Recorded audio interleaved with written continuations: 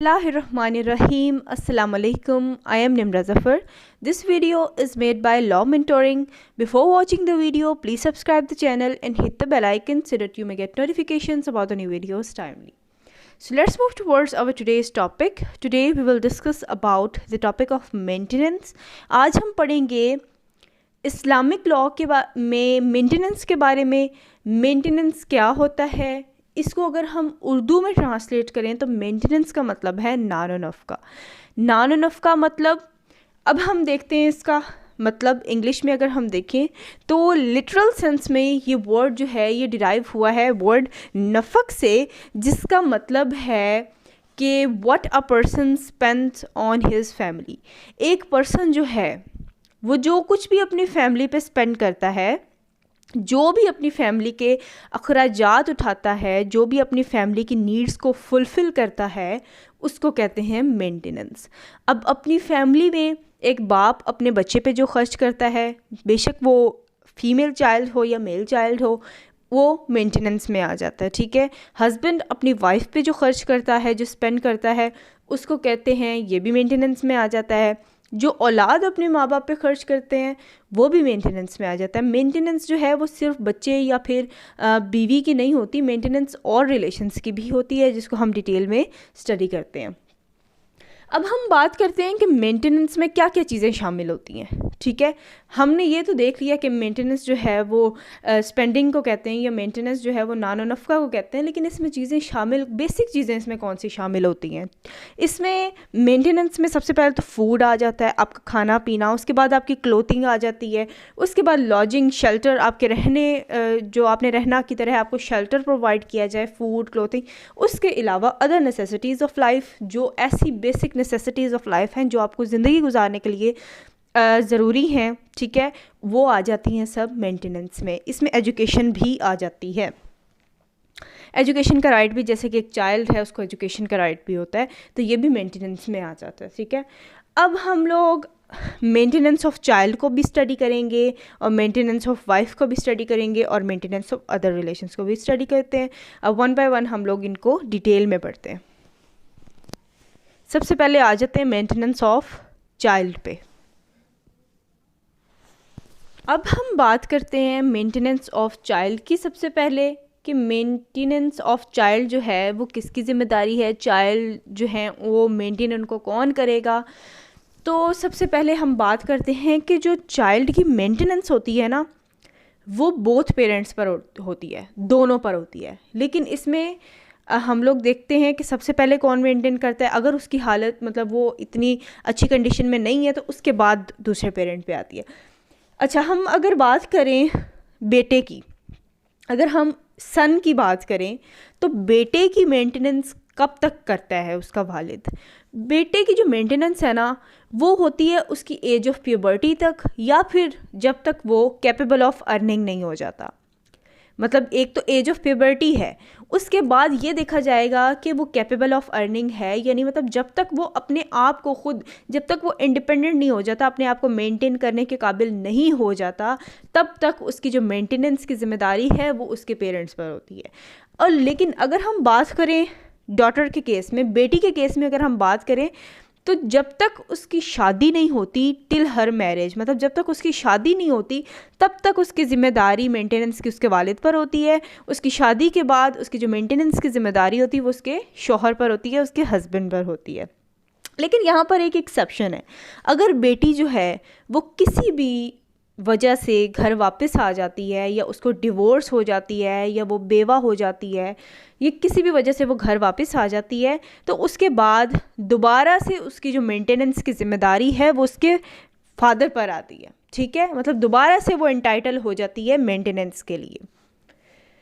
अब हम ये बात करते हैं कि जो ये दोनों, मतलब चाइल्ड जो हैं, उनकी जो मेंटेनेंस है वो किसकी ज़िम्मेदारी होती है। सबसे पहले ज़िम्मेदारी होती है वालिद की। लेकिन अगर वालिद की कंडीशन अच्छी नहीं है, वो बहुत पुअर कंडीशन में है, लेकिन उसकी जो फिर उसके बाद ज़िम्मेदारी किस पर आती है, तो तब ज़िम्मेदारी आती है मदर पर। अगर उसकी कंडीशन अच्छी है, अगर वो इजी कंडीशन में है, तो फिर वो चिल्ड्रन को कौन मेंटेन करेगी, मदर मेंटेन करेगी। लेकिन अगर मदर की भी कंडीशन जो है वो अच्छी नहीं है, फाइनेंशियली वो भी इतनी मतलब नहीं, इस कैपेबल नहीं है कि वो बच्चों को मेंटेन कर सके, तब किसके ऊपर जिम्मेदारी आती है? तब ग्रैंड पेरेंट्स पर जिम्मेदारी आ जाती है। मतलब बच्चों के अगर दादा ज़िंदा हैं, उनके पास वो इस कंडीशन में है, तब फिर वो अपने जो है वो ग्रैंड चिल्ड्रन को वो मेंटेन करेंगे। अब बात करते हैं हम अमाउंट की, कि अमाउंट जो है मेंटेनेंस की, क्या मेंटेनेंस की अमाउंट जो है वो फ़िक्स है या फिर नहीं है? तो मेंटेनेंस की अमाउंट कोई फ़िक्स अमाउंट नहीं है, ठीक है। ये तो एक स्टेटस देखकर, पेरेंट्स का स्टेटस क्या है उसके अकॉर्डिंगली ही हर पेरेंट अपने चिल्ड्रन पर खर्च करते हैं, स्पेंड करते हैं। तो इसीलिए जो अमाउंट ऑफ मेंटेनेंस है कोई वो फिक्स अमाउंट नहीं है। और अगर कोई ऐसा मामला आ जाता है कि कोर्ट में कोई केस मेंटेनेंस का चल रहा है, बच्चों का खर्चा लेने के लिए कोई केस चल रहा है, एक आदमी है उसने अपनी वाइफ को डिवोर्स कर दिया है, तो उसके बाद जब वो वाइफ अदालत में जाती है, मेंटेनेंस का केस फाइल करती है, तो उसमें भी अमाउंट जो है, जो अमाउंट मेंटेनेंस की फादर ने अपने चिल्ड्रन के लिए प्रोवाइड करनी होती है, उसकी भी कोई फ़िक्स अमाउंट नहीं होती। वो भी उसका स्टेटस देखकर, उसकी जो कोई अगर जायदाद है तो उसको देखकर उसकी अमाउंट जो है वो फ़िक्स की जाती है, जो कि कोर्ट फिक्स करती है।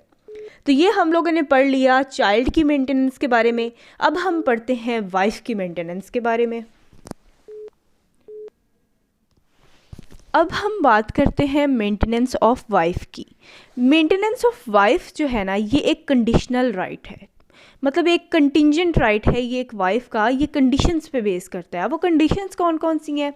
एक वाइफ जो है वो मेंटेनेंस के लिए एंटाइटल तब नहीं रहती अगर वो डिसोबीडियंट है, मतलब वो ओबीडियंट नहीं है, फर्माबरदार नहीं है अपने शोहर की, वो अपोस्टेट हो जाए, मतलब वो अपना मज़हब इस्लाम छोड़ दे, अपने हस्बैंड को अपनी मर्ज़ी से छोड़ कर चली जाए, ठीक है, या फिर वो डिवोर्स डिमांड कर ले कि मुझे तलाक चाहिए, या फिर वो बेवा हो जाए, विडो कहते हैं बेवा को, या फिर वो बेवा हो जाए, या फिर वो इस काबिल हो जाए कि वो अपने आप को खुद मेंटेन कर सकती है, वो इंडिपेंडेंट हो जाए, अच्छी कंडीशन में हो, खुद कमाती हो।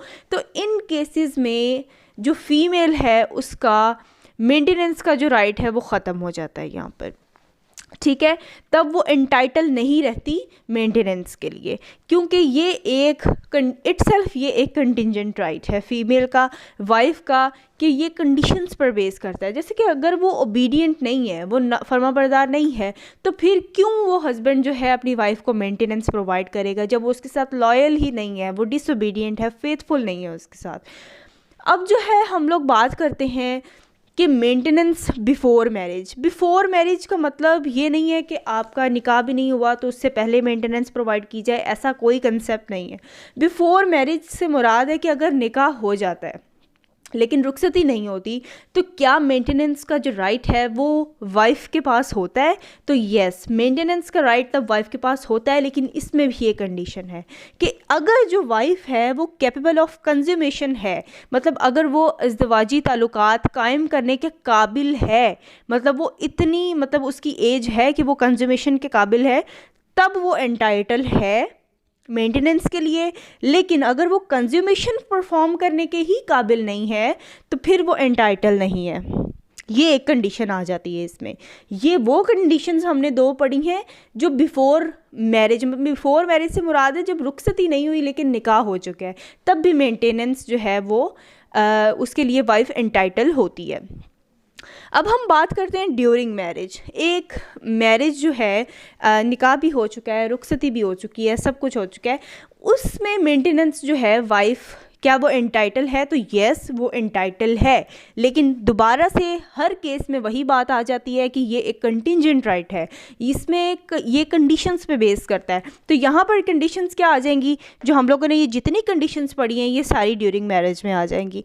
मतलब कि एक वाइफ है, वो जब अपने हस्बैंड के साथ फेथफुल रहेगी, ओबीडियंट रहेगी, उसकी बात मानेगी, ठीक है, उसके साथ लॉयल रहेगी, देन ही वो एंटाइटल होगी मेंटेनेंस के लिए। उसको फूड, क्लोथिंग, शेल्टर, जितना कुछ हम लोगों ने मेंटेनेंस में पढ़ा है, तब वो उसका हस्बैंड जो है वो उसकी ऑब्लिगेशन होगी कि वो मेंटेनेंस प्रोवाइड करेगा अपनी वाइफ को।